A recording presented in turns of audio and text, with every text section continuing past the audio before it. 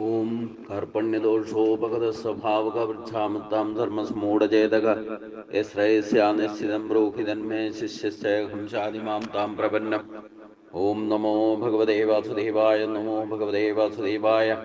ഓം ശ്രീകൃഷ്ണായ പരബ്രഹ്മണേ നമഃ. എല്ലാവർക്കും നമസ്കാരം. ഇന്ന് ഗീതയിലെ 11-ാം അധ്യായം വിശ്വരൂപദർശന യോഗത്തിൽ 36-ാമത്തെ ശ്ലോകം തൊട്ടാണ് നമുക്ക് ചിന്തിക്കേണ്ടത്. കഴിഞ്ഞ അധ്യായത്തിൽ അർജുനൻ ഭഗവാനോട് അങ്ങ് ആരാണെന്നൊക്കെ ചോദിച്ചതിനുള്ള ഉത്തരം 3 ശ്ലോകത്തിലൂടെ പറഞ്ഞു. അതിന് ശേഷം അർജുനൻ ഭഗവാനെ യഥാർത്ഥത്തിൽ മനസ്സിലാക്കിക്കൊണ്ട് 36-ാമത്തെ ശ്ലോകം തൊട്ട് 11 ശ്ലോകങ്ങളിലൂടെ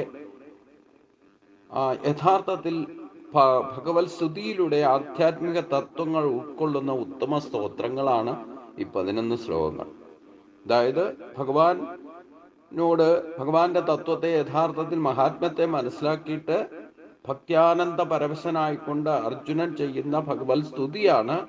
അത് ആധ്യാത്മികമായിട്ടുള്ള തത്വങ്ങൾ ഉൾക്കൊള്ളുന്ന ഒരു ഉത്തമ സ്തോത്രം കൂടിയാണ്. ഇനി പറയുന്ന 11 ശ്ലോകങ്ങൾ, 44-ാമത്തെ ശ്ലോകം വരെ, 46-ാമത്തെ ശ്ലോകം വരെ പറയുന്ന 11 ശ്ലോകങ്ങൾ ഭഗവത് സ്തുതിയാണ്. യഥാർത്ഥ ഭക്തി പരവശത, അല്ലെങ്കിൽ ഭക്തിയോഗ സിദ്ധി എന്ന് പറയുന്ന ഭഗവാനെ യഥാർത്ഥത്തിൽ മനസ്സിലാക്കിയിട്ട് സ്വയം സ്തുതിക്കുന്ന വാക്കുകളാണ് അർജുനൻ പറയുന്നത് എന്ന് ശ്രദ്ധിക്കുക. അതുകൊണ്ട് ഭക്തന്മാരായിട്ടുള്ള നമ്മൾ അത് പ്രത്യേകം ശ്രദ്ധിക്കേണ്ടതാണ്. കാരണം അതിൽ ആധ്യാത്മികമായ ഈശ്വരീയ ആത്മതത്വത്തെ പറയുന്നുണ്ട് അർജുനൻ എന്നർത്ഥം. ഒരു മഹാത്മാ പദത്തിലേക്ക് സാധാരണ ഒരു മനുഷ്യനായിരിക്കുന്ന ഒരു ഭക്തൻ ആ ഭഗവാനെ യഥാർത്ഥ രൂപത്തെ, അല്ലെങ്കിൽ യഥാർത്ഥ തത്വത്തെ മനസ്സിലാക്കി കഴിഞ്ഞാൽ ഈ ഒരു തലത്തിലേക്ക് നമ്മൾ ഉയരണം. സകല വിഭ്രാന്തി, ഇല്ലെങ്കിൽ ഭൗതികമായിട്ടുള്ള എല്ലാ സങ്കല്പങ്ങൾക്കും അതിജീവിച്ചുകൊണ്ട് ഭഗവാനെ യഥാർത്ഥത്തിൽ മനസ്സിലാക്കുക എന്നുള്ളതാണ് ഏറ്റവും ഭക്തിയോഗ സിദ്ധി എന്ന് പറയുന്നത്.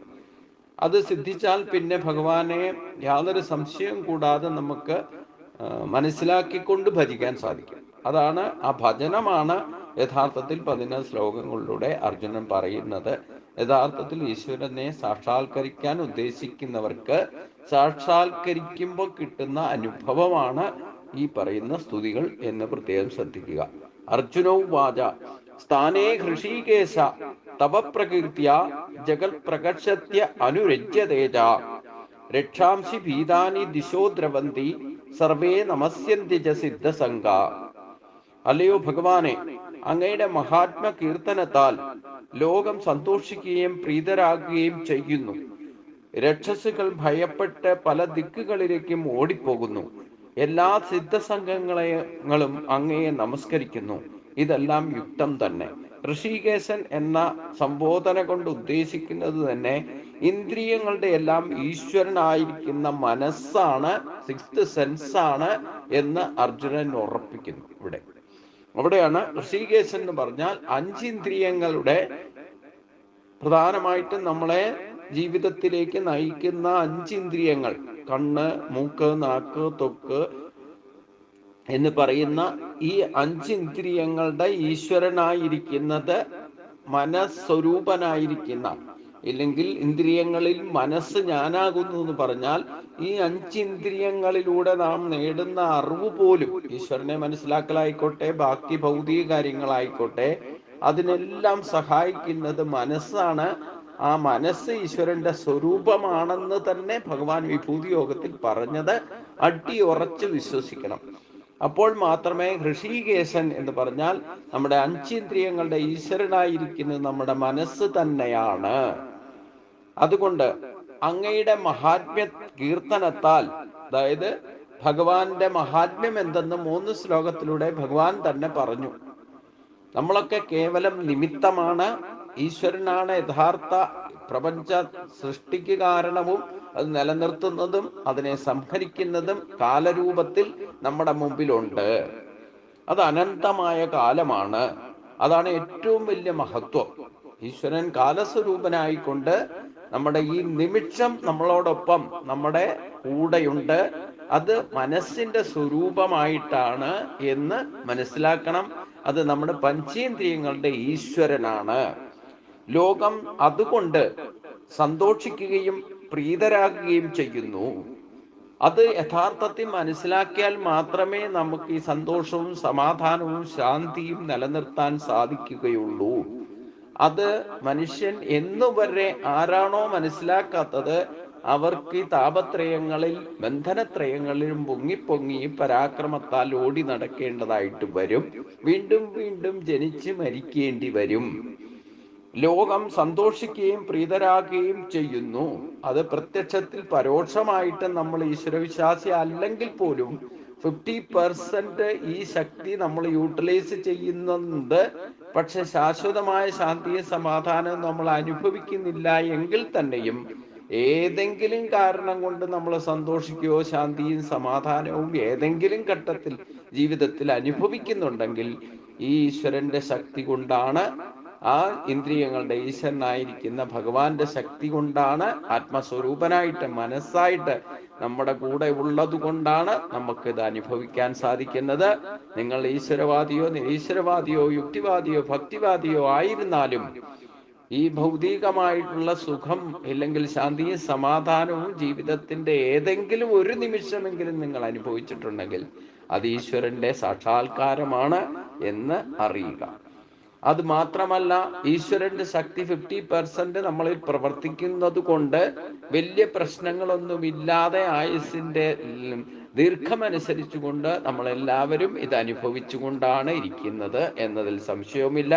അതിനിടയിൽ ഈശ്വരന്റെ ശക്തി എത്രമാത്രം ശ്രേഷ്ഠമായിട്ട് നമ്മളിൽ പ്രവർത്തിക്കുന്നുവോ അപ്പോഴിൽ ഈ പറയുന്ന യാതൊരുവിധ ബാധകളും, അത് രക്ഷസകളായിക്കോട്ടെ ഭൂതപ്രേതാദികളായിക്കോട്ടെ, ഒന്നും നമ്മുടെ പത്തടി അടുത്തേക്ക് അടുക്കുന്നതല്ല. അതുകൊണ്ടാണ് ഇവിടെ എടുത്തു പറയുന്നത്, രക്ഷസുകൾ ഭയപ്പെട്ട് പല ദിക്കുകളിലേക്കും ഓടിപ്പോകുന്നു.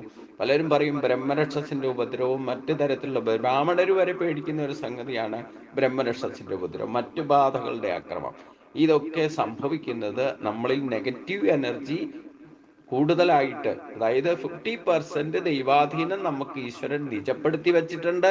അത് ഈശ്വരവാദിക്കും നിരീശ്വരവാദിക്കും യുക്തിവാദിക്കും ഭക്തിവാദിക്കും യാതൊരു പക്ഷഭേദവും ഇല്ലാതെ, യാതൊരു ജാതി മത വ്യത്യാസവും ഇല്ലാതെ എല്ലാവർക്കും കോമൺ ആയിട്ട് തന്നിട്ടുണ്ട്.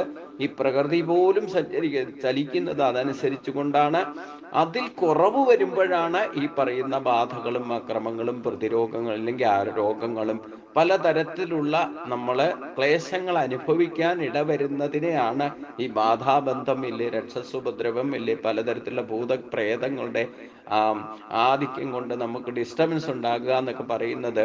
ഇത് 10ാമത്തെ സൃഷ്ടിയിലുള്ളതാണ്, ഇല്ലാത്തതല്ല. അപ്പൊ ഭൂതപ്രേതാദി വിശ്വാസങ്ങളോ ഇല്ലെങ്കിൽ അതിൽ നിന്നുണ്ടാകുന്ന നമ്മുടെ ആദിദൈവികമായിട്ടുള്ള ചഞ്ചലാവസ്ഥയും ഒക്കെ ഈ പ്രകൃതിയിൽ തന്നെ ഭഗവാൻ 50% ദൈവാധീനത്തെ നിലനിർത്തിക്കൊണ്ട് അതനുസരിച്ച് ജീവിക്കാത്തവർക്ക് വേണ്ടിയിട്ട് ഡിസ്റ്റർബ് ചെയ്ത് ഡിസ്ട്രോയ് ചെയ്യുന്നതിന് 10ാമത്തെ സൃഷ്ടിയിൽ ഉൾപ്പെടുത്തിക്കൊണ്ട് അത് പ്രകൃത്യാ തന്നെ ഓട്ടോമാറ്റിക്കായിട്ട് പ്രവർത്തിക്കും. പ്രകൃത്യാ തന്നെ പ്രവർത്തിക്കാന്ന് പറഞ്ഞാൽ എവിടെ അധർമ്മം അതിക്രമിക്കുന്നുവോ അവിടെ ഡിസ്റ്റർബ് ചെയ്ത് ഡിസ്ട്രോയ് ചെയ്യുന്ന വ്യവസ്ഥിതി അവിടെ ഓട്ടോമാറ്റിക്കായിട്ട് സംഭവിക്കും. അതിനു വേണ്ടിയിട്ട് പ്രത്യേകം ഭഗവാൻ ഒരു ആയുധം എടുത്തൊന്നും ഇറങ്ങേണ്ട പ്രശ്നമൊന്നുമില്ല. കാരണം പ്രകൃത്യാ ഈ വ്യവസ്ഥിത അധിഷ്ഠിതമാണ് പ്രകൃതി നിലനിൽപ്പിന്. എവിടെയാണോ ധർമ്മത്തിനനുസരിച്ച് ചിന്തിക്കാതെയും പറയാതെയും പ്രവർത്തിക്കാതെയും ഇരിക്കുന്നത് ഏത് നിമിഷമാണോ അതനുസരിച്ചു കൊണ്ടാണ് ഇന്ന് പ്രകൃതി നിലനിൽക്കുന്നത്. കാരണം 50% ശക്തി പ്രകൃതിക്കും പ്രകൃതിയിലുള്ള വസ്തുക്കൾക്കും ഭഗവാൻ ഈശ്വരന്റെ ശക്തി, ഈ പറയുന്ന ദൈവാധീനം എന്ന് പറയുന്ന ഭഗവാന്റെ മഹത്വം അത് തന്നെയാണ്. അപ്പൊ അത് നീച്ചപ്പെടുത്തി വെച്ചിട്ടുണ്ട്. ഇതിന് പുറത്ത് കടന്നിട്ട് ഒരു നിരീശ്വരവാദിക്കും ഒരു യുക്തിവാദിക്കും ഒരു ഭക്തിവാദിക്കും ജീവിച്ചിരിക്കാൻ തന്നെ സാധ്യമല്ല, ഒരു നിമിഷം പോലും. ഇത് ഉറപ്പിച്ചു കൊള്ളണം.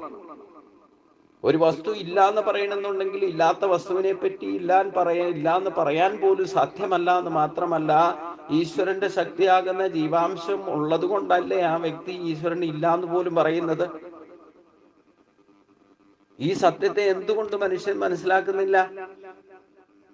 അത് വ്യക്തസ്വരൂപമല്ലാത്തത് കൊണ്ടോ? വ്യക്തമല്ലാത്തത് നമ്മുടെ ജീവൻ, ഞാൻ പറഞ്ഞു, ഹോൾ ബോഡി CT സ്കാൻ നടത്തിയാൽ പോലും കണ്ടുപിടിക്കാൻ പറ്റാത്തത്, ട്രേസ് ഔട്ട് ചെയ്യാൻ പറ്റാത്ത വസ്തു നമ്മൾ ജീവനോടെ ഇരിക്കുമ്പോൾ ഈ ശരീരത്തിൽ ഇല്ലാന്ന് എങ്ങനെ പറയും? അത് ഈശ്വരനാണ്, അത് മനസ്സിലാക്കിയാൽ മതി. അപ്പൊ അതുകൊണ്ട് ആ ഒരു ശക്തിയെ ഉണർത്തിക്കഴിഞ്ഞാൽ, അതിന്റെ മഹത്വത്തെ മനസ്സിലാക്കിക്കൊണ്ട് അതിനെ സജീവമാക്കിയാൽ നമുക്ക് പ്രത്യക്ഷത്തിൽ അറിയാം, ഈ പറയുന്ന രക്ഷസുകളോ ബാധകളോ നമ്മളെ അസ്വസ്ഥരാക്കുന്ന ഒരു ശക്തിക്കും 10 അടി അടുത്തേക്ക് അടുക്കാൻ സാധ്യമല്ല. നിങ്ങളെ തല്ലാൻ വരുന്നയാള് കൈ നീട്ടി തൊഴുതിട്ട് പോകുന്ന അവസ്ഥ ഉണ്ടാവും. അത്രമാത്രം ശക്തമാണ് ഈശ്വരശക്തി. നിങ്ങളുടെ ജാതകപ്രകാരം സകല ദോഷങ്ങളും, കണ്ടകശനി ആയിക്കോട്ടെ, ഇല്ലെങ്കിൽ ഏഴരശനി ആയിക്കോട്ടെ, സകലവിധ പ്രത്യാഘാതങ്ങളും പ്രശ്നങ്ങളും ഉണ്ടാകുന്ന സമയമാണെങ്കിൽ പോലും നിങ്ങൾക്ക് ദൈവാധീനം കൊണ്ട് കണക്കാക്കുന്ന, ഗുരുവായൂരപ്പന്റെ സാന്നിധ്യം കണക്കാക്കുന്നത് വ്യാഴഗ്രഹം കൊണ്ടാണ്. അത് നിങ്ങൾ ഭക്തിയിൽ ഇതേപോലെ അർജുനെ പോലെ ഒരു ഭാവത്തിലേക്ക്, ഭക്തിയിലേക്ക് എത്തിക്കഴിഞ്ഞാൽ പിന്നെ ഈ 8 ഗ്രഹങ്ങൾക്കും നിങ്ങൾക്ക് ബാക്കി പ്രതികൂലമായിട്ട് നിന്നാലും അനങ്ങാൻ സാധ്യം. ഇത് ഉറപ്പിച്ചുകൊള്ളൂ. അത്രമാത്രം ശക്തമാണ് ഈശ്വരശക്തി. അതിനപ്പോഴേ ഈ ശനിയും മറ്റ് ഗ്രഹങ്ങളൊക്കെ പ്രവർത്തിക്കൂ. ഒരിടത്തേക്ക് പ്രകാശം ഉദിച്ചു കഴിഞ്ഞാൽ, ആ സൂര്യൻ ഉദിച്ചു കഴിഞ്ഞാൽ പിന്നെ ഇരുട്ട് എവിടെയാന്ന് കണ്ടുപിടിക്കാൻ പറ്റുമോ? ഇരുട്ടിന് വരാൻ പറ്റുമോ? പ്രകാശ സ്വരൂപത്തിൽ ഒരു റൂമിലേക്ക് നിങ്ങൾ വെളിച്ചം കൊണ്ട് ചെന്ന് കഴിഞ്ഞാൽ അവിടെ ഇരുട്ടിന് നിൽക്കാൻ പറ്റും? ഈ സത്യത്തെ നമ്മൾ യുക്തി കൊണ്ട് ചിന്തിച്ച് മനസ്സിലാക്കണം, ഇല്ല അനുഭവിച്ച് മനസ്സിലാക്കണം. അതുകൊണ്ടാണ് രക്ഷസുകൾ ഭയപ്പെട്ടെന്ന് പറയുമ്പോൾ, ഈ രക്ഷസുകൾ 4 ദിക്കിൽ നമുക്ക് ചുറ്റും എല്ലാ തരത്തിലും പലതരത്തിലുള്ള ദുർമേധസ്സുകൾ നമുക്ക് ചുറ്റുമുണ്ടാകും. നമ്മളിൽ ഒരു രോഗം പോലും വന്ന് ബാധിക്കുന്നത് നമ്മളിൽ പ്രതിരോധ ശക്തി നഷ്ടപ്പെടുമ്പോഴാണ്. അപ്പൊ അതുകൊണ്ട് അത് ശക്തമാക്കിയ നമ്മളിലുള്ള ഈശ്വരശക്തി ശക്തമാക്കി നിർത്തിക്കഴിഞ്ഞാൽ പിന്നെ ഈ പറയുന്നതെല്ലാം പല ദിക്കുകളിലേക്ക് ഓടിപ്പോക്കോളും. 10 അടി അടുത്തേക്ക് അടുക്കാൻ സാധ്യമല്ല. എല്ലാ സിദ്ധസംഘങ്ങളും അങ്ങയെ നമസ്കരിക്കും. അങ്ങനെയുള്ള ഒരു അവസ്ഥയിലേക്ക് എത്തുന്ന ഒരു ശ്രേഷ്ഠ ഭക്തനെ, ഇല്ലെങ്കിൽ ആ തരത്തിൽ സജ്ജനമായിട്ട് മാറുന്ന, ഭഗവാന്റെ ഹിതമനുസരിച്ച് പ്രവർത്തിക്കുന്ന വ്യക്തികളെ ഭക്തര് കണ്ടാൽ തന്നെ നമസ്കരിക്കും. അപ്പൊ പിന്നെ ഭഗവാന്റെ തത്വത്തെ മനസ്സിലാക്കിയാൽ യാതൊരു സങ്കോചവും ഇല്ലാതെ വീണ് നമസ്കരിക്കാൻ ഒരു ബുദ്ധിമുട്ടും ഒരു ഭക്തനുണ്ടാകുകയില്ല. അതാണ് ഇവിടെ സിദ്ധസംഘങ്ങൾ എന്ന് പറഞ്ഞാൽ എന്താ? 8 വിധ സിദ്ധികൾ ലഭിച്ചിട്ടുണ്ടെങ്കിൽ അതിനുപരിയാണ് ജ്ഞാനം എന്ന് ഭഗവാൻ പറഞ്ഞിട്ടുണ്ട്. ഈ 8 വിധ സിദ്ധികൾ ലഭിച്ചവരെയാണ് സിദ്ധസംഘം എന്ന് പറയുന്നത്. ഇതിനതിലുപരിയായിട്ട് ജ്ഞാനം ലഭിച്ച ആൾക്കാണ് ഭഗവാന്റെ മഹത്വത്തെ മനസ്സിലാക്കാൻ സാധിക്കൂ. നമുക്ക് ഈ സിദ്ധികളൊക്കെ എന്തെങ്കിലും ഭൗതികമായിട്ടുള്ള നേട്ടങ്ങളോ ത്രികാല ജ്ഞാനമോ, ഇല്ലെങ്കിൽ ഭക്തി കൊണ്ട് ലഭിക്കുന്ന പലവിധ സിദ്ധികളുണ്ട്. 8 വിധ സിദ്ധികൾ പ്രധാനമായിട്ടുണ്ട്. ഈ വക സിദ്ധികളൊക്കെ താൽക്കാലികങ്ങളാണെന്ന് മാത്രമല്ല, ശാശ്വതമായ ഈശ്വരപ്രാപ്തിയിലേക്ക് നമ്മളെ എത്തിക്കില്ല. അത് വീണ്ടും കർമ്മബന്ധനത്തിൽ നമ്മളെ പെടുത്തും എന്ന സത്യം കൂടെ മനസ്സിലാക്കുക. ഈ മഹാത്മ്യം, അതായത് ഭഗവാന്റെ തത്വബോധമാണ് ഒരിക്കലും നശിക്കാത്ത യോഗക്ഷേമം. അപ്പം അതുകൊണ്ട് ആ ഒരു സ്ഥിതിയിലേക്ക് എത്തുന്നവർക്ക് യാതൊരു സങ്കോചവും സംശയവും ഇല്ലാതെ ഭഗവാനെ നമസ്കരിക്കുകയും ചെയ്യും. ഇതെല്ലാം യുക്തം തന്നെ. ഇത് യുക്തി കൊണ്ട് മനസ്സിലാക്കണം. അതുകൊണ്ടാണ് അർജുനൻ മനസ്സിലാക്കുന്നത്. ഇതുവരെ അർജുനന് ഭഗവാനെ വിശ്വരൂപം കാണിച്ചു കൊടുത്തിട്ട് പോലും യഥാർത്ഥ ഭഗവാന്റെ ഭാവത്തെ മനസ്സിലായില്ല. 3 ശ്ലോകത്തിലൂടെ ഭഗവാന്റെ മഹിമയെ പറഞ്ഞു. അത് മനസ്സിലാക്കി കഴിഞ്ഞപ്പോൾ തന്നെയാണ് അർജുനന് യഥാർത്ഥത്തിൽ ഈശ്വരീയ അവബോധം ഉണ്ടാകുന്നത് എന്ന് മനസ്സിലാക്കുക. പിന്നീട് അർജുനൻ പറയുന്നത് എന്താ? കസ്മാച്ചതേ നമേരൻ മഹാത്മൻ ഗരീയസേ ബ്രഹ്മണോ ബാധികത്ര അനന്തദേവേശ ജഗന്നിവാസാത്വം അക്ഷരം സതതൽ തൽപരമ്യത്. മഹാത്മാവേ, ഇവിടെ സാധാരണ ഋഷികേശൻ എന്ന് പറഞ്ഞു ഇന്ദ്രിയങ്ങളുടെ ഈശ്വരനാണെന്ന് മനസ്സിലാക്കി. ഈ പഞ്ചേന്ദ്രിയങ്ങളുടെ ഈശ്വരൻ എന്ന് പറയുന്നത് നമ്മുടെ മനസ്സാണ്. ആ ഒരു സ്ഥിതിയിലേക്ക് എത്തുന്ന ആ ആള് ഭഗവാനെ മഹാത്മാവായിട്ട് തന്നെ കാണും, പരമാത്മാവായിട്ട് തന്നെ കാണും. പിന്നെ സാധാരണ ഒരു ശ്രീകൃഷ്ണന്റെ ഭാവത്തിലോ വിശ്വരൂപം പോലും വിട്ടിട്ടാണ് മഹാത്മാഭാവത്തിൽ കാണുന്നത്. അപ്പം ശ്രേഷ്ഠനും മഹാത്മാവ് കൂടി ആദികാരണവുമായ, ബ്രഹ്മാവിനോടുകൂടി ആദികാരണനുമായിരിക്കുന്ന അങ്ങയെ, അതായത് സിദ്ധസംഘങ്ങളെല്ലാം എങ്ങനെ നമസ്കരിക്കാതിരിക്കും? ഭഗവാന്റെ മഹത്വം മനസ്സിലാക്കിയവർക്ക് ഒരിക്കലും നമസ്കരിക്കാതിരിക്കാൻ സാധ്യമല്ല. ആരും പറയാതെ തന്നെ ആ തത്വത്തെ മനസ്സിലാക്കിയ ആള് വീണ്ടും നമസ്കരിക്കും. അതൊക്കെ ഉദ്ധവും ആ വൃന്ദാവനത്തിലേക്കുള്ള യാത്രയിലും ഉദ്ധവര് സന്ദേശവുമായിട്ട് പോകുമ്പോഴൊക്കെ അതൊക്കെ പ്രത്യക്ഷത്തിൽ അവിടെ എന്തൊക്കെയാ സംഭവിക്കുന്നത് എന്നുള്ളത് ഭാഗവതത്തിൽ നിന്ന് നമ്മൾ മനസ്സിലാക്കണം.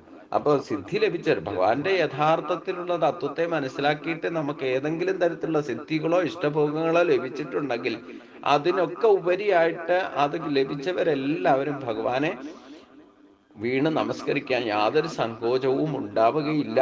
എങ്ങനെ നമസ്കരിക്കാതിരിക്കുന്നതാണ് അർജുനൻ തന്നെ പറയുന്നത്. അതിനുള്ള മനസ്സ് നമ്മൾ ഈ സിദ്ധികളെ ഏതെങ്കിലും വിധത്തിൽ നമുക്ക് ഇഷ്ടഭോഗങ്ങളെ ഭഗവാന്റെ അനുഗ്രഹം കൊണ്ട് ഭക്തി കൊണ്ട് ലഭിച്ചിട്ടുണ്ടെങ്കിൽ അവർക്ക് യാതൊരു പ്രേരണയുമില്ലാതെ ഭഗവാനെ അനായാസേന നമസ്കരിക്കുക. അതിന് ശരീരത്തിന് പോലും എന്തെങ്കിലും അസ്വസ്ഥത ഉണ്ടെങ്കിൽ പോലും അവരതെല്ലാം മറന്നിട്ട് നമസ്കരിക്കുന്നവരായിരിക്കും എന്ന് ഇതിൽ നിന്ന് മനസ്സിലാക്കണം. അല്ലയോ ഭഗവാനെ, അനന്തനും ദേവദേവേശനും ജഗന്നിവാസനുമായ അങ്ങ് സത്തിനും അസത്തിനും അപ്പുറമുള്ള നാശരഹിതമായ സത്ത അഥവാ പരബ്രഹ്മം ആകുന്നു എന്ന് ഞാൻ മനസ്സിലാക്കുന്നു. സത്തും അസത്തും സ്ഥൂലവും സൂക്ഷ്മവുമാണ്. സ്ഥൂലമായിരിക്കുന്നത് നശിക്കുന്നതാണ്, സൂക്ഷ്മമായിരിക്കുന്നത് നശിക്കാത്തതാണ്. സൂക്ഷ്മവും വ്യക്തവും അവ്യക്തവും, സത്തും അസത്തും അക്ഷരത്തിന്റെ ഉപാധികൾ. അതിനാൽ സത്തിനും അസത്തിനും സ്ഥൂലസൂക്ഷ്മങ്ങൾക്ക് പരയാകുന്നു അങ്ങയുടെ ശക്തി. അതിനെയാണ് പരബ്രഹ്മം അഥവാ നശിക്കാത്തത് അക്ഷരം എന്ന് പറയുന്നത്. നമ്മുടെ ശരീരം നശിക്കുന്നതാണ്, അത് സ്ഥൂലമാണ്. എന്നാൽ നമ്മുടെ ശരീരത്ത് തന്നെ സൂക്ഷ്മമായിരിക്കുന്ന ജീവാത്മാവ് അക്ഷരമാണ്, നശിക്കാത്തതാണ്. അപ്പൊ ആ സൂക്ഷ്മമായിരിക്കുന്ന ശക്തിയാണ് പരബ്രഹ്മം അഥവാ നമ്മുടെ ആത്മാവ് തന്നെ പരമാത്മാവാണ്. പക്ഷെ ആ ഭാവത്തിലേക്ക് നമ്മൾ ഭക്തി കൊണ്ട് ഉൾക്കൊണ്ടുകൊണ്ട് തന്നെ അതിനെ ആ സ്ഥിതിയിലേക്ക് എത്തിക്കുക എന്നുള്ളതാണ് ജീവൻ മുക്ത ഭാവം എന്ന് പറയുന്നത്. അതായത് സ്വതന്ത്രമായിട്ട് നമ്മുടെ ആത്മശക്തിയെ നമ്മളിൽ പ്രവർത്തിക്കാൻ നമ്മളെ പരിപക്വമാക്കി എടുക്കണം. അതിനുള്ള പാത്രത വരുത്തണം. നമ്മുടെ കയ്യിലുള്ള വസ്തു പോലും നമ്മൾ വേണ്ട വിധം ഉപയോഗിക്കുന്നില്ലെങ്കിൽ ഭഗവാനെയൊക്കെ കുറ്റം പറഞ്ഞിട്ട് എന്താ കാര്യം? യഥാർത്ഥത്തിൽ കർമ്മയോഗം അനുഷ്ഠിക്കേണ്ടത്, കർമ്മങ്ങൾ ഈശ്വരൻ സൃഷ്ടിച്ചതല്ലെങ്കിൽ തന്നെ മായാ വലയത്തിൽ ഇല്ലേ, മായ എന്ന് പറയുന്നത് തന്നെ കർമ്മയോഗമാണ്. ആ കർമ്മയോഗം യഥാവിധി ചിന്തിക്കുകയും പറയുകയും പ്രവർത്തിക്കുകയും ചെയ്യുന്നതൊക്കെ നഹി കച്ച് ക്ഷണമവി അത് ദുഷ്ടത്തെ കർമ്മകൃതെന്ന് ഭഗവാൻ പറഞ്ഞിട്ടുണ്ടെങ്കിൽ ഈ പ്രകൃതിയെ സൃഷ്ടിച്ചത് തന്നെ കർമ്മമാണ്. പിന്നെ അതിന്റെ വ്യവഹാരങ്ങളെല്ലാം കർമ്മമാണ്. അപ്പൊ ഓട്ടോമാറ്റിക്കായിട്ട് പ്രകൃതിയാ തന്നെ ഇതിനൊക്കെ ചലനാത്മകമായ ഒരു ഭാവമുണ്ട്. അത് തന്നെയാണ് മായ എന്ന് പറയുന്നത്. ഈ മായയെ ജയിച്ചുകൊണ്ട് നമ്മൾ ചെയ്യുന്ന കർമ്മയോഗം ഈശ്വരപ്രാപ്തിക്ക് വേണ്ടിയിട്ട് ചെയ്താൽ അതാണ് യഥാർത്ഥത്തിൽ കർമ്മയോഗം. അത് ചെയ്താൽ ഒരിക്കലും ബന്ധനത്തിൽപ്പെടുകയില്ല. അല്ലാതെ ചെയ്താൽ, മായയിൽപ്പെട്ടുകൊണ്ട് ചെയ്താൽ, ഭൗതികമായ നേട്ടങ്ങൾക്ക് വേണ്ടിയിട്ട് ചെയ്താൽ, ഈ ശരീരത്തെ ഉപയോഗിച്ചല്ല വീണ്ടും ശരീരപ്രാപ്തിക്ക് കാരണമായി ഭവിക്കും. അപ്പൊ കാരണമായി ഭവിക്കുന്നത്, അല്ലെങ്കിൽ വീണ്ടും ജന്മത്തിന് കാരണമായി ഭവിക്കുന്നത്, കിട്ടിയിരിക്കുന്ന സത്തിനെ അസത്തായിട്ട് നമ്മൾ ഉപയോഗിക്കുന്നു, കിട്ടിയിരിക്കുന്ന വിദ്യയെ അവിദ്യയായിട്ട് ഉപയോഗിക്കുന്നു. അതുകൊണ്ട് ജീവൻ രക്ഷ എന്ന് പറയുന്ന, ജീവ സംരക്ഷണം എന്ന് പറയുന്ന യഥാർത്ഥത്തിൽ സംഭവിക്കുന്നില്ല. വീണ്ടും ശരീരം നശിക്കുകയും വീണ്ടും ഉണ്ടാകാനും ഇടവരുന്നു. അത് ഉണ്ടാകാൻ, നശിക്കാനും നാശമില്ലാത്തതായ വസ്തുവിനെ യഥാവിധി ഉപയോഗിക്കാൻ സാധിച്ചാൽ അത് തന്നെയാണ് യഥാർത്ഥത്തിൽ ജീവൻ മുക്തിഭാവം. നമ്മൾ സത്യത്തിൽ ഈശ്വരന്റെ ശക്തി ഉപയോഗിച്ചുകൊണ്ട് തോന്നിവാസം ജീവിക്കുമ്പോൾ ഈശ്വരന്റെ ശക്തിക്ക് സ്വതന്ത്രമായിട്ട് പ്രവർത്തിക്കാൻ നമ്മുടെ കർമ്മയോഗം കൊണ്ട് സാധിക്കുന്നില്ല എന്നർത്ഥം. കർമ്മയോഗം എന്ന് പറഞ്ഞാൽ എന്താ? നമ്മുടെ കർമ്മവാസനകളും ഇപ്പോഴുള്ള സ്വഭാവം വെച്ചുകൊണ്ടുള്ള പ്രവർത്തനങ്ങളെ കൊണ്ട് യഥാർത്ഥ ആത്മശക്തിക്ക് മായയെ ജയിച്ചുകൊണ്ട് പ്രവർത്തിക്കാൻ നമ്മൾ അവസരം കൊടുക്കുന്നില്ല, പാത്രത വരുന്നില്ല എന്നർത്ഥം. അതുകൊണ്ടാണ് സത്തും അസത്തും തമ്മിലുള്ള വ്യത്യാസം. സ്ഥൂലമായ ശരീരമാണ് അസത്ത് എന്ന് പറയുന്നത്. അതിൽ സൂക്ഷ്മമായ ജീവനാണ് ഭഗവാന്റെ അംശം. ആ സൂക്ഷ്മമായ വസ്തുവിനെ സ്വതന്ത്രമായിട്ട് പ്രവർത്തിക്കാൻ നമ്മൾ അനുവദിക്കാത്തത് കൊണ്ട് അവിടെ സത്തും അസത്തും തമ്മിലുള്ള വ്യത്യാസം നമ്മൾ തിരിച്ചറിയുന്നില്ല. വിദ്യയും അവിദ്യയും തമ്മിലുള്ള വ്യത്യാസം നമ്മൾ തിരിച്ചറിയുന്നില്ല എന്നർത്ഥം. ഇതൊക്കെ നമ്മുടെ ശരീരത്തിലൂടെ തന്നെ മനസ്സിലാക്കണം. അല്ലാതെ ബാഹ്യമായ ഒരു ബന്ധം കൊണ്ട് നമുക്ക് യഥാർത്ഥ രൂപത്തെ മനസ്സിലാകില്ല, അനുഭവിച്ചറിയാനും സാധ്യമല്ല. നമ്മൾ ഈ ബാഹ്യമായിട്ട് എല്ലാത്തിനും പ്രൂഫ് വേണം, തെളിവ് എവിടെ എന്ന് ചോദിച്ചുകൊണ്ട് നടന്നാൽ ഏറ്റവും വലിയ തെളിവാണ് നമ്മുടെ ശരീരം. ആ ശരീരത്തിൽ ജീവൻ എന്ന് പറയുന്നത് അവ്യക്തമായിട്ട് സൂക്ഷ്മമായിട്ട് നമ്മുടെ ശരീരത്തിൽ തന്നെ വർത്തിക്കുന്നതാണ്. ആ വർത്തിക്കുന്ന ശക്തി കൊണ്ടാണ് ഞാൻ പറയുന്നതും ചിന്തിക്കുന്നതും പ്രവർത്തിക്കുന്നതും എന്ന് നമ്മൾ ഉറച്ചു വിശ്വസിക്കണം. ഇത് കൂടുതൽ എന്താ ഒരു തെളിവ് പറയണത്? എവിടെ പ്രൂഫ് എന്ന്? നമുക്ക് പ്രത്യക്ഷത്തിൽ കാണാത്ത വസ്തുവിനെ പറ്റി പ്രൂഫ് അന്വേഷിച്ച് നടന്നാ, ഞാൻ പറഞ്ഞില്ലേ, നമ്മുടെ ശരീരത്തിലിരിക്കുന്ന ജീവനെ തന്നെ ബാക്കി എല്ലാ അംഗപ്രത്യങ്ങളും നമുക്ക് സ്കാൻ ചെയ്ത് കണ്ടുപിടിക്കാനുള്ള ടെക്നോളജിയൊക്കെ കണ്ടുപിടിച്ചിട്ടുണ്ട്. എന്നാൽ എത്രയൊക്കെ ശ്രമിച്ചിട്ടും നമ്മുടെ ശരീരത്തിലുള്ള ജീവനെ ഒന്ന് സ്കാൻ ചെയ്ത് എവിടെ ഇരിക്കുന്നതിലെ ശരീരത്തിന്റെ ഏത് ഭാഗത്താണ് ഇരിക്കുന്നതെന്ന് കണ്ടുപിടിക്കാൻ മനുഷ്യനെ കൊണ്ട് ഇതുവരെ സാധിച്ചിട്ടുമില്ല, ഇനിയൊട്ട് സാധിക്കുകയുമില്ല. പരിഹാരമില്ലാത്ത വിഷയെക്കുറിച്ച് പ്രൂഫ് അന്വേഷിച്ച് നടന്നാൽ കിട്ടില്ല. പക്ഷെ എന്നാൽ അതേ ശക്തി തന്നെ നമുക്ക് ചിന്തയിലും വാക്കിലും പ്രവൃത്തിയിലും ഉപയോഗിക്കാൻ സാധിക്കും എന്ന സത്യത്തെ മനസ്സിലാക്കിയാൽ തന്നെ അത് സത്തായി.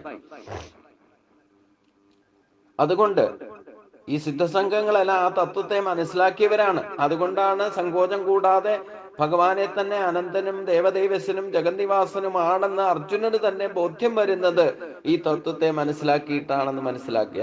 അതുകൊണ്ടാണ് അർജുനൻ പറയുന്നത്, ഇതിനപ്പുറമായിട്ട് നാശരഹിതമായ സത്ത പരബ്രഹ്മം തന്നെയാണ്. നമ്മുടെ പ്രത്യക്ഷത്തിലുള്ള ശരീരത്തിനും അപ്പുറം നശിക്കാത്തതായ പരമാത്മാ സ്വരൂപമാണ്, അതിന്റെ അംശമാണ് നമ്മുടെ ജീവൻ എന്ന് ഉറപ്പിക്കണം എന്നർത്ഥം. ത്വം ആദിദേവ പുരുഷപുരാണ ത്വം അസ്യ വിശ്വസ്യ പരം നിധാനം വേത്താസി വേദ്യം ച പരം ച ധാമ ത്വയാ തദം വിശ്വം അനന്തരൂപ. അങ്ങ് ആദിദേവനും പുരാണ പുരുഷനുമാകുന്നു. ഈ വിശ്വത്തിന്റെ പരമ ആശ്രയവും അറിയുന്നവനും അറിയപ്പെടേണ്ടവനും പരമപദവും അങ്ങ് തന്നെ. അങ്ങയാൽ ഈ പ്രപഞ്ചം മുഴുവനും വ്യാപിക്കപ്പെട്ടിരിക്കുന്നു. ഈ കാരണങ്ങളെ കൊണ്ടും അങ്ങ് നമസ്കരിക്കേണ്ടവൻ തന്നെ എന്ന ഭാവത്തെ അർജുനൻ പ്രകടമാക്കുന്നു. അതായത് നമ്മുടെ ചിന്തയ്ക്കും വാക്കിനും പ്രവൃത്തിക്കും എല്ലാത്തിനും ആദികാരനായിരിക്കുന്നത് ആദിദേവനാണ്, പുരാണ പുരുഷനാണ്, പണ്ടേക്ക് പണ്ടേ ഉള്ളതാണ്, ഈ വിശ്വത്തിന്റെ പരമ ആശ്രയസ്ഥാനമാണ്, എല്ലാം അറിയുന്നവനാണ്. അതുകൊണ്ട് ഈ പ്രപഞ്ചത്തിലുള്ള സകല ജീവജാലങ്ങളും ഭഗവാനെ പറ്റിയാണ് അറിയപ്പെടേണ്ടത്.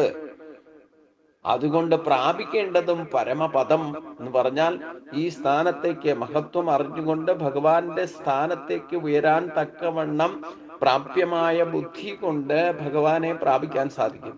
ഈ ഒരു തലത്തിലേക്ക് നമ്മൾ ചിന്തിക്കാൻ തുടങ്ങിയാൽ തന്നെ എന്നെ പ്രാപിക്കുന്നുള്ള ബുദ്ധിയോഗത്തെ ഞാൻ അനുകമ്പയാൽ അങ്ങനെയുള്ള ഭക്തർക്ക് സ്വയം പ്രദാനം ചെയ്യും എന്ന് ഭഗവാൻ തന്നെ പറയുന്നുണ്ട്. അപ്പൊ അഷ്ടാംഗയോഗമാകുന്ന ആ യഥാർത്ഥത്തിൽ യോഗാരൂഢ അവസ്ഥയിലേക്ക് എത്തിക്കൊണ്ട് 11 ഇന്ദ്രിയങ്ങളെ നിയന്ത്രിച്ച് മനസ്സിനെ ഏകാഗ്രമാക്കി ബുദ്ധിയെ ഉറപ്പിച്ച് ചിത്തശക്തിയെ ഉണർത്തുക എന്ന് പറഞ്ഞാൽ നമ്മുടെ ശരീരത്തിൽ തന്നെ നട്ടലിനകത്തിരിക്കുന്നതായ 6 ഊർജ കേന്ദ്രങ്ങളുടെ അഷ്ടാംഗയോഗത്തിലേക്ക് ഉണർത്തി 11ഉം 6ഉം 17 ശക്തികൾ ആക്ടിവേറ്റ് ചെയ്താൽ 18ാമത്തെ ശക്തിയിലേക്ക് എത്തി ഓട്ടോമാറ്റിക്കായിട്ട് എത്തുന്നതാണ് എന്നെ പ്രാപിക്കാനുള്ള ബുദ്ധിയോഗം എന്ന് പറയുന്നത്.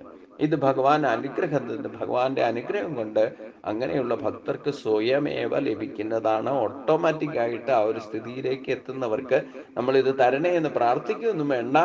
ഈ യോഗത്തിലേക്ക് എത്തിക്കഴിഞ്ഞാൽ അത് ഓട്ടോമാറ്റിക്കായിട്ട് ഭഗവാന്റെ അനുകമ്പ ലഭിച്ച് ഭഗവാനെ പ്രാപിക്കാൻ പരമപദ പ്രാപ്തിക്ക് ഉതകുന്നതായ ബുദ്ധിയോഗത്തെ ഭഗവാൻ തന്നെ നൽകും. അതാണ് ഏറ്റവും വലിയ യോഗക്ഷേമം എന്ന് മനസ്സിലാക്കുക. അപ്പൊ അതുകൊണ്ട് യഥാർത്ഥത്തിൽ അറിയപ്പെടേണ്ടത് ഗീതാമേ പരമാവിദ്യ ബ്രഹ്മരൂപന സംശയ എന്ന് ഭഗവാൻ പറഞ്ഞത് ഇവിടെ നമ്മളെ സ്പഷ്ടമാക്കി തരികയാണ്.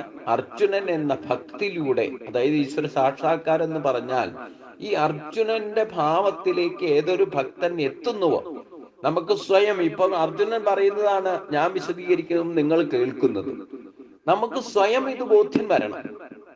അവിടെയാണ് ഭക്തിയോഗ സിദ്ധി എന്ന് പറയുന്നത്. അതായത് അർജുനൻ പറയുന്ന പോലെ തന്നെ നമുക്ക് സ്വയം ബോധ്യം വരണം.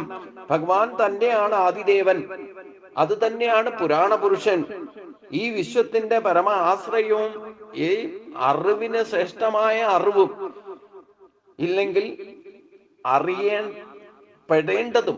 അതായത് ജീവിതത്തിൽ നമ്മൾ പരമവിദ്യമായ ഈ പറയുന്ന സത്യമാണ് അറിയേണ്ടത്. ഇതറിഞ്ഞാൽ പിന്നെ മറ്റൊന്നും അറിയേണ്ടതായിട്ടില്ലയോ?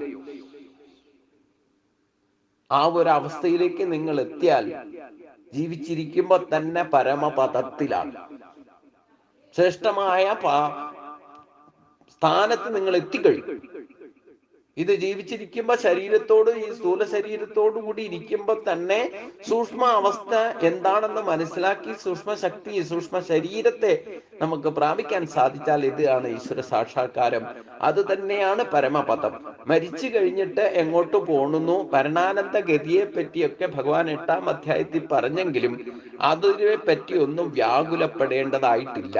ഭഗവാൻ തന്നെ പറഞ്ഞല്ലോ, ഞാൻ ഇനി ഏത് കാലത്താണോ മരിക്കണേ, ഉത്തരായണത്തിലാണോ ദക്ഷിണായനത്തിലാണോ ബ്രഹ്മജ്ഞാനിയായിട്ടാണോ മരിക്കണേ എന്നൊന്നും ചിന്തിക്കേണ്ട ആവശ്യമില്ല. അത് അറിവിലേക്ക് ഭഗവാൻ പറഞ്ഞു തന്നതാണ്. അത് മനസ്സിലാക്കിക്കൊണ്ട് നമ്മൾ ജീവിച്ചിരിക്കുമ്പോ തന്നെ, ഈ ശരീരത്തോടു കൂടി ഇരിക്കുമ്പോ തന്നെ ഈ പരമപദത്തിലേക്ക് എത്തുക എന്ന് പറഞ്ഞാൽ, നമുക്ക് ഭഗവാൻ അർജുനൻ പറഞ്ഞ കാര്യങ്ങൾ നമ്മൾ തന്നെ അനുഭവത്തിലൂടെ ബോധ്യപ്പെടണം എന്നർത്ഥം. ബോധ്യപ്പെട്ടാൽ ഓട്ടോമാറ്റിക്കായിട്ട് നമ്മൾ പരമപദത്തിൽ ജീവൻ മുക്തഭാവത്തിലേക്ക് എത്തിക്കഴിയും.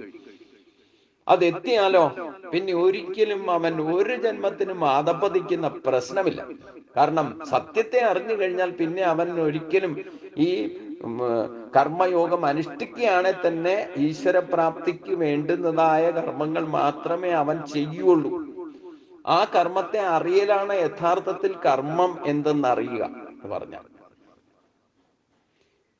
അതായത് ശരീരത്തോടു കൂടി ഇരിക്കുമ്പോ തന്നെ ഈ ശരീരം കൊണ്ട് തന്നെ പ്രാപിക്കേണ്ടതാണ്, ജീവിച്ചിരിക്കുമ്പോ തന്നെ പ്രാപിക്കേണ്ടതാണ് പരമപദം.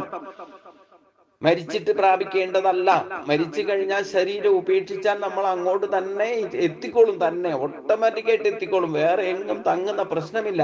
ഒരു തടസ്സവും ആർക്കും സൃഷ്ടിക്കാൻ സാധ്യമല്ല. പക്ഷെ ജീവിച്ചിരിക്കുമ്പോ തന്നെ ഈ ശരീരം കൊണ്ട് തന്നെ നമ്മൾ ഈ ജീവൻ മുക്ത ഭാവത്തിൽ ജീവിക്കണം. ഇതെങ്ങനെ സാധ്യം എന്നാൽ എല്ലാവരും ചിന്തി, സാധ്യമാണോ? സാധ്യമാണ്. അതറിഞ്ഞുകൊണ്ട് പ്രവർത്തിക്കുക, അതിനു വേണ്ടിയിട്ട് പ്രവർത്തിക്കുന്നതാണ് യഥാർത്ഥ കർമ്മയോഗം.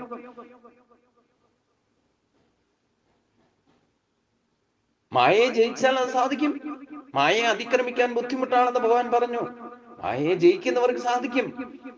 ജീവിച്ചിരിക്കുമ്പോ തന്നെ നമ്മൾ ഈ പറയുന്ന താപത്രയങ്ങളും ബന്ധനത്രയങ്ങളും ഇല്ലാതെ ജീവിക്കുന്നുണ്ടെങ്കിൽ നിങ്ങൾ പരമപദത്തിലാണ്. ആധ്യാത്മിക ദുഃഖമോ ആദി ദൈവിക ദുഃഖമോ ആദി ഭൗതിക ദുഃഖമോ നിങ്ങളെ ബാധിക്കുന്നില്ല. ആത്മബന്ധം കൊണ്ടോ നക്ഷത്ര ബന്ധം കൊണ്ടോ രക്തബന്ധം കൊണ്ടോ നിങ്ങൾക്കുണ്ടാകുന്ന ബന്ധങ്ങൾ ബന്ധനങ്ങളാകുന്നില്ല. നിഷ്കാമ കർമ്മമാണ് നിങ്ങൾ ചെയ്യുന്നതെങ്കിൽ നിങ്ങൾ പരമപദത്തിലാണ്. നിങ്ങളെ ശരീരം ത്യജിച്ചാലും പരമപദത്തിൽ തന്നെ നിലനിൽക്കും എന്ന് പറഞ്ഞാൽ ഈശ്വരനിൽ തന്നെ നിലനിൽക്കും. ഇത് സംശയിക്കേണ്ട. ഈ സത്യത്തെ എന്തുകൊണ്ട് മനുഷ്യൻ വിശേഷ ബുദ്ധി കൊണ്ട് മനസ്സിലാക്കുന്നില്ല എന്നാണ് ഭഗവാൻ തന്നെ പറഞ്ഞത്. അപ്പൊ അർജുനൻ ഈ വിശ്വരൂപത്തിന്റെ തത്വത്തെ മനസ്സിലാക്കിയിട്ട് ഈ ഒരു അവസ്ഥയിലേക്ക് സ്വയം ഉയർന്നു എന്ന് വേണം മനസ്സിലാക്കാൻ. ഈ ഒരു അവസ്ഥയിലേക്ക് നമുക്കും ഉയരാൻ സാധിക്കണം. സാധിച്ചാൽ നമ്മൾ പരമപദത്തിലാണ്. അതുകൊണ്ട് അങ്ങയാൽ ഈ പ്രപഞ്ചം മുഴുവൻ വ്യാപിക്കപ്പെട്ടിരിക്കുന്നു.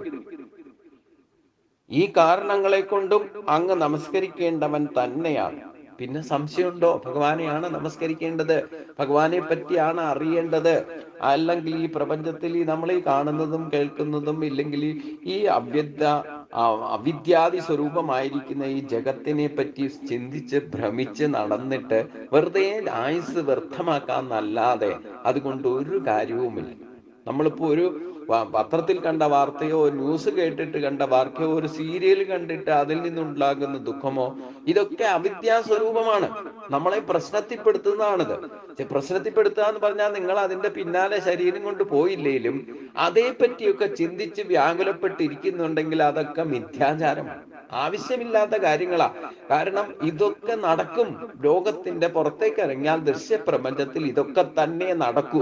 നിങ്ങൾ ഇവരെ ഒന്ന് നേരെയാക്കാൻ നടന്നാൽ ഒരിക്കലും നേരെയാകില്ല എന്ന് മാത്രമല്ല നിങ്ങളും നേരെയാകുന്ന പ്രശ്നമില്ല. നിങ്ങൾ ഇതിലൊന്നും ഇടപെടാതെ ഇതൊക്കെ നടന്നോട്ടെ, ഇതിലൊന്നും വ്യാകുലപ്പെടാനോ അതേപ്പറ്റി ചിന്തിക്കാനോ ഒന്നും അറിവിലേക്ക് വേണ്ടിയിട്ട് ദിവസവും വരുന്ന പത്രം വായിക്കണ്ട, അല്ലെങ്കിൽ ന്യൂസ് കേൾക്കണ്ടെന്നൊന്നും ഞാൻ പറയണ്ട. പക്ഷെ അതിലൊന്നും അഡിക്റ്റ് ഇല്ലെങ്കിൽ അതുകൊണ്ട് മനസ്സിനെ വ്യർത്ഥമാക്കരുത്. അത് ചിന്തിച്ചിരിക്കുക, ഇല്ലേ അതേപ്പറ്റി പറയുക, വെറുതെ സമയം വ്യർത്ഥമാക്കുക. ഇതൊക്കെ അറിയാൻ വേണ്ടിയിട്ട് ഒരു നിമിഷത്തേക്ക് നിങ്ങൾ അതൊക്കെ അറിയണം എന്നുണ്ടെങ്കിൽ, ഭൗതിക കാര്യങ്ങളെ പറ്റി അറിയണം എന്നുണ്ടെങ്കിൽ അറിഞ്ഞോളൂ. പക്ഷെ അതൊക്കെ അവിദ്യാ സ്വരൂപമാണ്. അവിദ്യാദി ദോഷങ്ങൾ അനുഭവിക്കേണ്ടി വരിക എന്ന് പറഞ്ഞാൽ നമ്മൾ നിരന്തരം അതേപ്പറ്റി ചിന്തിക്കേണ്ടി വരിക, അതേപ്പറ്റി വ്യാകുലപ്പെടുക.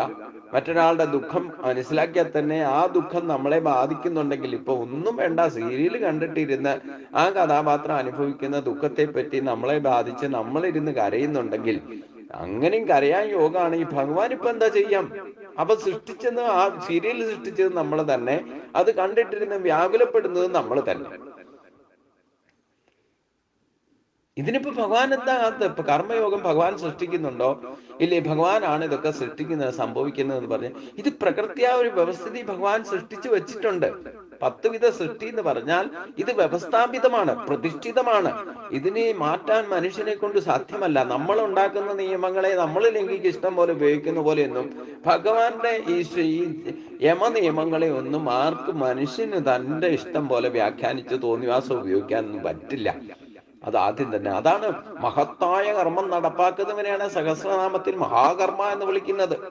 പദക്രമം അനുസരിച്ച് കാര്യങ്ങൾ തീരുമാനിച്ച് അത് അക്ഷരം പ്രതി അനുസരിക്കുന്ന ഒരേ ഒരാള് ഭഗവാൻ മാത്രമേ ഉള്ളൂ. ഈശ്വരൻ ഉണ്ടാക്കിയ നിയമമായിക്കോട്ടെ, നമ്മൾ ഉണ്ടാക്കുന്ന നിയമമായിക്കോട്ടെ, അതൊക്കെ തെറ്റിക്കുന്നത് നമ്മൾ തന്നെയാണ്. ഈശ്വരന് യാതൊരു പങ്കുമില്ല. ആ തെറ്റിക്കുന്നതൊക്കെ നമ്മളെ ഈ കർമ്മബന്ധനങ്ങളിലേക്ക് നയിക്കും. ഈശ്വര നിയമങ്ങളെ, നമ്മളുണ്ടാക്കുന്ന നിയമമൊക്കെ അവിദ്യാസ്വരൂപ. അതുകൊണ്ടാണ് നിരന്തരം അത് പറഞ്ഞിട്ട് സ്പർദ്ധ ഉണ്ടാകുന്നത്. ഈശ്വരൻ ഉണ്ടാക്കുന്ന നിയമങ്ങളെ യഥാവിധി അനുസരിക്കുന്നവർക്ക് ഈ പറയുന്ന പ്രശ്നങ്ങളോ ഇല്ലെങ്കിൽ അതിൽ നിന്ന് സ്പർദ്ധയോ, ഈശ്വരനെ യഥാർത്ഥത്തിൽ മനസ്സിലാക്കുന്നവർ ഒരിക്കലും തല്ലുകൂടുന്ന കണ്ടിട്ടുണ്ടോ?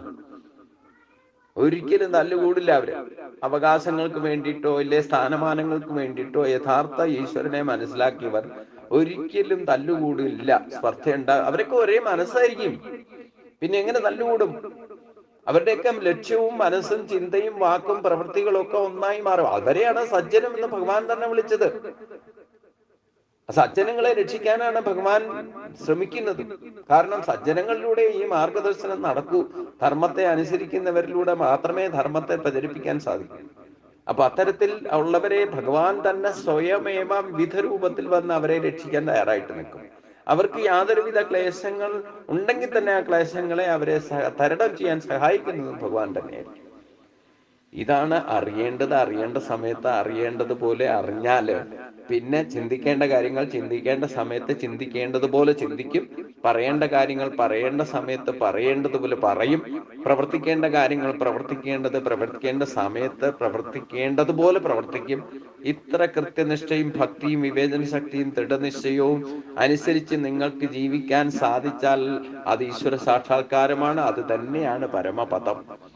അവിടെ അങ്ങനെയുള്ളവർക്ക് മാത്രമേ അനായാസേന ജീവിക്കാൻ സാധിക്കൂ. എടുത്തെടുത്ത് പറയുന്നുണ്ട് അനായാസേന ജീവിതം. എൻ്റെ ഈ സന്ദേശങ്ങൾ പ്രചരിപ്പിക്കുന്നതിന്റെ ഉദ്ദേശം തന്നെ അനായാസേന ജീവിക്കൂ. നിങ്ങള് സ്വയം ബുദ്ധിമുട്ടാതെ, മറ്റൊരാളെ ബുദ്ധിമുട്ടിക്കാതെ, സ്വയം ഈശ്വരനെ ആശ്രയിച്ചുകൊണ്ട് മറ്റൊരാളെ ആശ്രയിക്കാതെ, അറിയേണ്ട കാര്യങ്ങൾ അറിയേണ്ട വിധത്തിൽ അറിഞ്ഞുകൊണ്ട് നിങ്ങൾ ജീവിക്കൂ. നിങ്ങൾക്ക് ഈ ജീവൻ മുക്തഭാവം അനുഭവിച്ചറിയാൻ സാധിക്കും. നിങ്ങൾക്ക് ഒരിക്കലും താപത്രയങ്ങളോ ബന്ധനത്രയങ്ങളോ നിങ്ങളെ ബാധിക്കുന്ന പ്രശ്നമില്ല. ഒരു രാക്ഷസുകളും ബാധകളും ഒരു രോഗങ്ങളും നിങ്ങളെ ബാധിക്കാതെ നിങ്ങൾക്ക് ജീവിതം സമ്പൽ സമർത്ഥമാക്കാൻ സാധിക്കും. യാതൊരു സംശയവുമില്ല.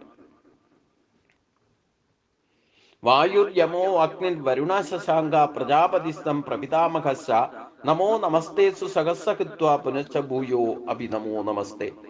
വായുവും യമനും അഗ്നിയും വരുണനും ചന്ദ്രനും പ്രജാപതിയും ബ്രഹ്മാവിന്റെയും പിതാവായ പിതാമഹനും അങ്ങ് തന്നെയാകുന്നു എന്ന് ഞാൻ മനസ്സിലാക്കുന്നു. അങ്ങയ്ക്ക് അനേകം നമസ്കാരം, വീണ്ടും വീണ്ടും നമസ്കാരം. ഇവിടെയാണ് യഥാർത്ഥ ഭക്തിൽ ഈശ്വരൻ സാക്ഷാത്കാരത്തിലേക്ക് എത്തുന്ന ഒരു ഭാവത്തെയാണ് അർജുനൻ ആ ഒരു നിമിഷത്തേക്കാണെങ്കിലും വിശ്വരൂപം കണ്ടിട്ടാണ് അർജുനൻ ഈ ഭാവം സിദ്ധിച്ചത്. യഥാർത്ഥ ഭക്തന്റെ സ്വരൂപം നമുക്ക് തന്നെ ഈ തത്വങ്ങൾ അറിയുമ്പോൾ ഉണ്ടാകുന്ന ഒരു ഇൻസ്പിരേഷൻ ഈ നിമിഷം കഴിഞ്ഞാൽ ഒരു പക്ഷേ ഉണ്ടാകില്ല. പക്ഷെ ഒരിക്കലെങ്കിലും ഈ സത്യത്തെ നമ്മൾ മനസ്സിലാക്കിയാൽ പിന്നെ ഭഗവാനെ വീണ് വീണ് നമസ്കരിക്കാൻ ഒരു സങ്കോചവും ഒരു സംശയവും ഉണ്ടാകില്ല എന്ന സത്യത്തെയാണ് ഇതിൽ നിന്ന് മനസ്സിലാക്കേണ്ടത്.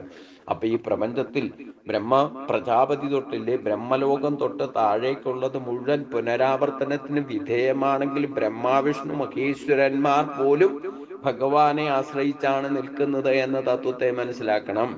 അതിൽ പഞ്ചഭൂതങ്ങളായിക്കോട്ടെ, ആകാശമായിക്കോട്ടെ, വായു ആയിക്കോട്ടെ, അഗ്നി ആയിക്കോട്ടെ, ജലമായിക്കോട്ടെ, ഭൂമി ആയിക്കോട്ടെ, അതിലുള്ള 5 ഗുണങ്ങളാണ് ഈശ്വരന്റെ ഗുണങ്ങൾ. സ്ഥൂലമായിട്ട് നമ്മൾ വായുവിനെ കണ്ടാലും ആകാശത്തെ കണ്ടാലും ആ അഗ്നിയെ കണ്ടാലും ജലത്തെ കണ്ടാലും ഭൂമിയെ കണ്ടാലും അതിലുള്ള ഗുണങ്ങൾ സൂക്ഷ്മരൂപത്തിൽ ഇരിക്കുന്നത് ഈശ്വരന്റെ സ്വരൂപമാണ്. അതിൽ നിന്നാണ് നമുക്ക് ശരീരം ലഭിച്ചിരിക്കുന്നത്. അപ്പൊ ഈ ശരീരത്തിന് ഈ പറയുന്ന സദ്ഗുണങ്ങൾ, ഈശ്വരൻ്റെതായ ഗുണങ്ങളാണ് നമ്മളെ നിലനിർത്തുന്നത്. അതുകൊണ്ട് നമുക്കൊക്കെ ആദികാരനായിരിക്കുന്ന ബ്രഹ്മാവും ബ്രഹ്മാവിന്റെ പിതാവായിരിക്കുന്ന പ്രപിതാമഹനും ഭഗവാൻ തന്നെയാണ്. അതായത് ഈ ഉൽപ്പത്തി അവസ്ഥാത്രയത്തിന് ആദികാരനായിരിക്കുന്ന പരബ്രഹ്മമൂർത്തിയായിരിക്കുന്ന ഭഗവാൻ തന്നെയാണ്. അതാണ് പരബ്രഹ്മം എന്ന് നമുക്ക് ബോധതലത്തിൽ ഉറയ്ക്കണം. അതുകൊണ്ട് അങ്ങനെ ഒരു അവസ്ഥയിൽ മാത്രമേ അങ്ങയ്ക്ക് അനേകം നമസ്കാരം, വീണ്ടും വീണ്ടും നമസ്കാരം, എത്ര തന്നെ ഭഗവാന്റെ മുമ്പിൽ തലകുനിച്ചാലും മതിയാകാത്ത ഒരു ഭാവത്തിലേക്ക് നമ്മൾ എത്തണം. വിവിധ ദേവതാ ആരാധനം പരമാത്മാവിനെ പ്രാപിക്കാനുള്ള ഉപായം എന്ന നിലയ്ക്കാണ് വേദാന്തം അംഗീകരിക്കുന്നത്. പരമാത്മാവ് വിവിധ ഉപാധികളിലൂടെ വിവിധ ദേവതകളായിട്ട് വിളങ്ങുന്നു എന്നാണ് ആശ്രയം. അന്യദേവതകളെ ഉപാസിക്കുന്നവരും എന്നെ തന്നെയാണ് ഉപാസിക്കുന്നത് എന്ന് 9-ാം അധ്യായത്തിൽ 23-ാമത്തെ ശ്ലോകത്തിൽ ഭഗവാൻ പറഞ്ഞത് പ്രത്യേകം ശ്രദ്ധിക്കുക. ഇവിടെ വിഗ്രഹ ആരാധനയുടെ ശ്രേഷ്ഠതയാണ് ഇവിടെ അർജുനൻ സ്വയം പ്രകടമാക്കുന്നത്. അപ്പം വായുവായാലും യമനായാലും അഗ്നിയായാലും വരുണനായാലും ചന്ദ്രനായാലും പ്രജാപതിയായാലും ബ്രഹ്മാവായാലും ഏതേത് രൂപത്തിൽ യോ യാം തന്നെ ഭക്തക. അപ്പൊ ഉപാധികൾ സ്വീകരിച്ചുകൊണ്ട് നിങ്ങൾ ഏത് രൂപത്തിലും ഏത് ഭാവത്തിലും ഭഗവാനെ ഉപാസിച്ചാലും അതെല്ലാം ഭഗവാൻ തന്നെയാണ് എന്ന സത്യത്തെ 9-ാം അധ്യായത്തിൽ പറഞ്ഞത് ഒന്നുകൂടി ഉറപ്പിക്കണം. അപ്പം ബഹൂനാം ജന്മനാമന്തേ ജ്ഞാനാവാൻ പ്രപദ്യതേ എന്നൊക്കെ 9-ാം അധ്യായത്തിൽ പറഞ്ഞത് പ്രത്യേകം ശ്രദ്ധിക്കണം എന്നർത്ഥം. നിങ്ങൾ ഏത് രൂപത്തിലും ഏത് ഭാവത്തിലും ദേവതാരാധനം പരമാത്മാവിനെ പ്രാപിക്കാനുള്ള കേവലം ഉപായം മാത്രമാണ് എന്ന സത്യം അറിഞ്ഞിരിക്കണം. അത് തന്നെയാണ് വേദാന്തം അംഗീകരിക്കുന്നത്. 4 വേദങ്ങളും പറഞ്ഞ് നമ്മളെ മനസ്സിലാക്കാൻ ശ്രമിക്കുന്നതും ഇത് തന്നെയാണ്. വിവിധ രൂപത്തിലും വിവിധ അല്ലെങ്കിൽ ഇന്ദ്രനെയും അഗ്നിയെയും സൂര്യനെയും ഒക്കെ ഉപാസിക്കുന്നതായ വേദമന്ത്രങ്ങൾ, അത് സൂക്തങ്ങളെ കൊണ്ട് പ്രകീർത്തിക്കുന്നതൊക്കെ യഥാർത്ഥത്തിൽ ഈ ഭഗവാനെ തന്നെയാണ് ഭജിക്കേണ്ടത്. നമ്മൾ അറിവില്ലായ്മ കൊണ്ട് പലതരത്തിലുള്ള ദേവതാരാധനം ചെയ്യുന്നുണ്ടെങ്കിൽ പോലും അതെല്ലാം എന്നെ തന്നെയാണ്, ഫലത്തിൽ എന്നെയാണ് ആരാധിക്കുന്നത് എന്ന് ദൃഷ്ടാന്ത സഹിതം 9-ാം അധ്യായത്തിൽ ഭഗവാൻ പറഞ്ഞിട്ടുണ്ട്. അത് മനസ്സിലാക്കിക്കൊണ്ടാണ് അർജുനൻ ഈ ഒരു ശ്ലോകത്തിലൂടെ ഭഗവാനെ പ്രകീർത്തിക്കുന്നത് എന്ന് മനസ്സിലാക്കുക. അത് പഞ്ചഭൂതങ്ങളുടെ രൂപത്തിലായിക്കോട്ടെ, പ്രത്യക്ഷത്തിൽ എവിടെയൊക്കെ എന്തൊക്കെ ഗുണങ്ങൾ, സദ്ഗുണങ്ങൾ പ്രകടമാകുന്നു, അത് സൂക്ഷ്മത്തിലായിക്കോട്ടെ സ്ഥൂലത്തിലായിക്കോട്ടെ, അവിടെയൊക്കെ പ്രകടമാകുന്നുണ്ടെങ്കിൽ അത് ഫലത്തിൽ ഭഗവാൻ തന്നെയാണ് എന്ന് ഉറപ്പിക്കണം, ബോധതലത്തിൽ ഉറപ്പിക്കണം. അവിടെയാണ് വിവിധ ദേവതാരാധനം പരമാത്മാവിനെ പ്രാപിക്കാനുള്ള ഉപായമാണെന്നുള്ള ബോധം നമുക്കുണ്ടാകണം എന്നർത്ഥം. അപ്പൊ വിഗ്രഹാരാധനയുടെ ഉദ്ദേശ ലക്ഷ്യവും ആത്യന്തികമായിട്ട് പരമാത്മാവിനെ പ്രാപിക്കാനുള്ള ഒരു ഉപായം മാത്രമാണ്, ഒരു ഉപാധി മാത്രമാണ് എന്ന് നമ്മൾ ഉറപ്പിക്കണം. നമപരസ്താദ പൃഷ്ഠസ്ഥസ്തേ നമസ്തുതേ സർവത ഏവ സർവേ അനന്തവീര്യം ഹിതമിക്രമസ്തം സർവം സമാപ്നോഷി തതോ അസി സർവ. നമസ്തുതേ നമ പരസ്താദ പൃഷ്ഠസ്ഥതസ്തേ നമസ്തുതേ സർവത ഏവ സർവേ അനന്തവീര്യം ഹിതമിക്രമസ്തം സർവം സമാപ്നോഷി തതോ അസി സർവ. അല്ലയോ സർവാത്മൻ, മുമ്പിലും പിൻപിലും എല്ലാ ഭാഗത്തും അങ്ങയ്ക്ക് നമസ്കാരം. അവസാനമില്ലാത്ത വീര്യത്തോടും അമിത പരാക്രമത്തോടും കൂടിയ അങ്ങ് തന്നെ എല്ലാറ്റിലും വ്യാപിച്ചു നിൽക്കുന്നു. അതിനാൽ സർവവും അങ്ങ് തന്നെയാകുന്നു എന്ന് ഞാൻ ഉറപ്പിക്കുന്നു. അപ്പം സർവാത്മാവാണ് ഭഗവാൻ, പരമാത്മാവാണ് എന്ന അർജുനൻ എന്ന ഭക്തന് ഉറച്ചു ബോധ്യം വന്നതിന് ശേഷം ഭഗവാനെ എല്ലാ ദിക്കിലും, അതായത് മുമ്പിലും പിൻപിലും എല്ലാ ഭാഗത്തും ഭഗവാനെ നമസ്കരിക്കുന്നു. അവസാനമില്ലാത്ത വീര്യത്തോടും അമിത പരാക്രമത്തോടും കൂടിയ അങ്ങ് തന്നെ എല്ലാറ്റിലും വ്യാപിച്ചു നിൽക്കുന്നു. അതിനാൽ സർവവും അങ്ങ് തന്നെയാകുന്നു. ഈ ഭഗവാന്റെ ഈ സർവ്വവ്യാപിത്വത്തെ മനസ്സിലാക്കിക്കൊണ്ട് നമ്മൾ ശരീരം കൊണ്ട് ചെയ്യേണ്ട ഏറ്റവും പ്രധാനപ്പെട്ട തപസ്സാണ് ഭഗവാനെ നമസ്കരിക്കുക എന്നുള്ളത്. അതിനി 17-ാം അധ്യായത്തിലേക്ക് ചെല്ലുമ്പോൾ, ശ്രദ്ധാത്രയത്തിലേക്ക് ചെല്ലുമ്പം ശരീരം കൊണ്ട് ചെയ്യേണ്ട തപസ്, വാക്കുകൊണ്ട് ചെയ്യേണ്ട തപസ്, മനസ്സുകൊണ്ട് ചെയ്യേണ്ട തപസ്സൊക്കെ പറയുന്നുണ്ട്. ഇനി ഒരു ഘട്ടത്തിൽ നമുക്ക് ശരീരം കൊണ്ട് ചെയ്യാൻ പറ്റാത്ത ഒരവസ്ഥ ഉണ്ടാകും, ഇല്ലേ? കിടപ്പ് രോഗാവസ്ഥ കൊണ്ടോ ഇല്ലെങ്കിൽ മരണശയ്യയിലോ നമുക്ക് ഒരിക്കലും ഭഗവാനെ ഈ പറഞ്ഞ രീതിയിൽ സ്ഥൂലമായ ശരീരം കൊണ്ട് എഴുന്നേറ്റ് ഭഗവാന്റെ മുമ്പിൽ നമസ്കരിക്കാൻ സാധിക്കാത്തവരുണ്ട്. ഇന്ന് പ്രത്യേകിച്ച് ഇന്നത്തെ കാലത്ത് മുട്ടുമടങ്ങാത്തവരും ശരീരം കൊണ്ട് ഒരിക്കലും താഴെ യഥാർത്ഥത്തിൽ സ്ത്രീകള് നമസ്കരിക്കേണ്ട രീതിയോ അല്ലെ പുരുഷന്മാര് സാഷ്ടാംഗ നമസ്കാരം ചെയ്യുമ്പോഴോ അത് ചെയ്യാൻ സാധിക്കാത്തവർക്ക് വേണ്ടിയിട്ടാണ് ശരീരം കൊണ്ട് ചെയ്യേണ്ട തപസ് ചെയ്യാൻ സാധിക്കുമെങ്കിൽ ചെയ്യുക. അത് സാധിക്കാത്തവർ മനസ്സുകൊണ്ട് ചെയ്യുക. വാക്കുകൊണ്ട് ചെയ്യാൻ പറ്റുന്ന ഒരവസ്ഥയുണ്ടെങ്കിൽ വാക്കുകൊണ്ട് നാമം ജപിക്കുക. ആധ്യാത്മിക ജ്ഞാനം നേടിക്കൊണ്ട് ആ വാക്കുകൊണ്ട് ചെയ്യേണ്ട ഏറ്റവും വലിയ തപസ് എന്ന് പറയുന്നത് ഭഗവാനെ സ്തുതിക്കുക, അർജുന സ്തുതിക്കുക പോലെ സ്തോത്രങ്ങളെ കൊണ്ട് സ്തുതിക്കുക. ഇനി അതും സാധിക്കാത്ത ഒരു ഘട്ടം വരും. കാരണം നമുക്ക് ചില സമയത്ത് ഇല്ലെങ്കിൽ ഒരു ഘട്ടത്തിൽ നാമം പോലും ജപിക്കാൻ പറ്റാത്ത ആഗ്രഹം മനസ്സിലുണ്ടെങ്കിലും അത് ജപിക്കാൻ പറ്റാത്ത ഒരവസ്ഥ ഉണ്ടാകും. അപ്പോഴെന്ത് ചെയ്യും? അവിടെയാണ് മനസ്സുകൊണ്ട് ചെയ്യേണ്ട തപസ് ചെയ്യേണ്ടത്. മാനസിക പൂജ ചെയ്യാം. പത്രം പുഷ്പം ഫലം തോയം യോമേ ഭക്ത്യാ പ്രയച്ഛതി. ഇത് നിങ്ങൾ പ്രത്യക്ഷത്തിൽ എഴുന്നേറ്റ് പോയിട്ട് ഈ പറയുന്ന ഇലകളോ പൂവുകളോ പഴങ്ങളോ ജലമോ ഒന്നും സമർപ്പിക്കാൻ പറ്റില്ലെങ്കിൽ മാനസിക പൂജ ചെയ്യാം. മനസ്സുകൊണ്ട് നമുക്ക് പുഷ്പങ്ങളെ സമർപ്പിക്കാം, ജലം സമർപ്പിക്കാം, മാനസിക പൂജ ചെയ്യാം, മനസ്സുകൊണ്ട് മനനം ചെയ്തുകൊണ്ട് നാമം ജപിക്കാം. എത്രയെത്ര ഉപാധികൾ നമുക്ക് ഭഗവാൻ പറഞ്ഞിട്ടുണ്ട്. കണ്ണുകൊണ്ട് കാണാൻ സാധിക്കുന്നെങ്കിൽ മനസ്സുകൊണ്ട് കാണാമല്ലോ. നമ്മൾ ഉപാധി സ്വീകരിക്കുന്ന വിഗ്രഹം ഒരു പക്ഷേ ഒരു സമയത്ത് നമുക്ക് കണ്ണുകൊണ്ട് കാണാൻ സാധ്യമല്ല. ഇനി നാമസങ്കീർത്തനം ചെയ്യാന്ന് പറഞ്ഞാൽ ഇന്നിപ്പോ ഓഡിയോ വീഡിയോ ഏത് തരത്തിലും നമുക്ക് സ്വയം ജപിക്കാൻ സാധിച്ചില്ലെങ്കിലും കേൾവി കൊണ്ട്, ശ്രവണം കൊണ്ട് ഈശ്വരനെ കീർത്തിക്കാം. അതും സാധിക്കാതെ ചെവി കൊണ്ട് കേൾക്കാൻ പറ്റാത്ത ഒരു അവസ്ഥ ഉണ്ടായാൽ എന്ത് ചെയ്യും? പഞ്ചേന്ദ്രിയങ്ങൾ ഒന്നും പ്രവർത്തിക്കാതെ ആയാലും മനസ്സ് പ്രവർത്തിക്കും. മനസ്സ് ഈശ്വരന്റെ സ്വരൂപമായതുകൊണ്ട് അത് അനന്തമാണ്, സൂക്ഷ്മമാണ്. അതൊരിക്കലും പ്രവർത്തിക്കുക. ശരീരത്തിൽ നിന്ന് ജീവൻ പോകുന്നത് വരെ സനാതനമായിട്ട് നിൽക്കുന്ന മനസ്സ് ഈശ്വരന്റെ സ്വരൂപം നമ്മളിൽ പ്രവർത്തിക്കും. എത്ര ബോധം പോയാലും ഉള്ളിന്റെ ഉള്ളിൽ മനസ്സ് പ്രവർത്തിക്കും.